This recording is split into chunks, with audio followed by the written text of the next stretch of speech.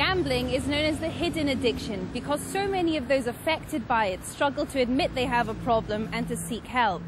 Studies show that gambling can be a very addictive activity due to the connection with the release of dopamine in the brain. I've met with Ben, a problem ex-gambler, who told me how he managed to quit his addiction. What helped me get out of that was researching on the internet actually about how dopamine affects the brain and the relation between dopamine and gambling and how it manipulates the brain in tricking it into thinking it's a genuine survival mechanism. So I just thought, well, wow, I'm actually having my brain, my own thoughts stolen, so that's what really gave me the passion to just give it up and not gamble. There are many ways to walk away from gambling even if your brain says no.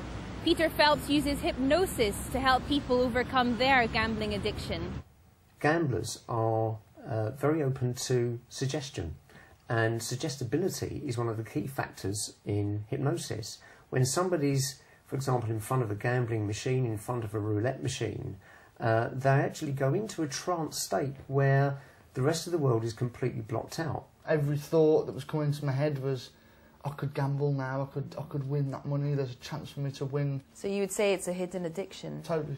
In order to protect young, vulnerable people from becoming gambling addicts, what do you think is the best thing that could happen?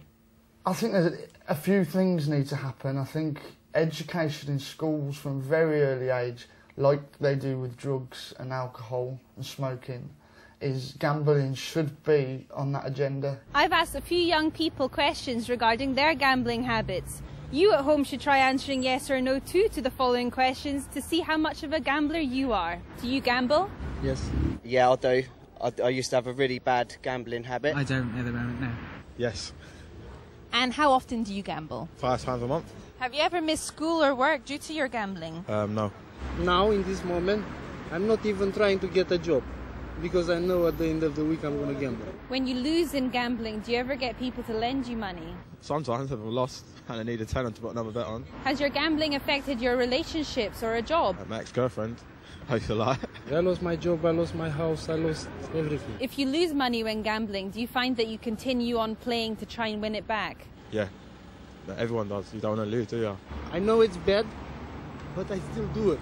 Have you ever considered or committed a crime to enable your gambling? No. I've put a bet on my home team that I support. That's a crime. To win money, but not like committed a crime, no. Do you think you have a problem gambling? No. I just treat myself to go to the bingo, have a little score, 40 quid, and that's it.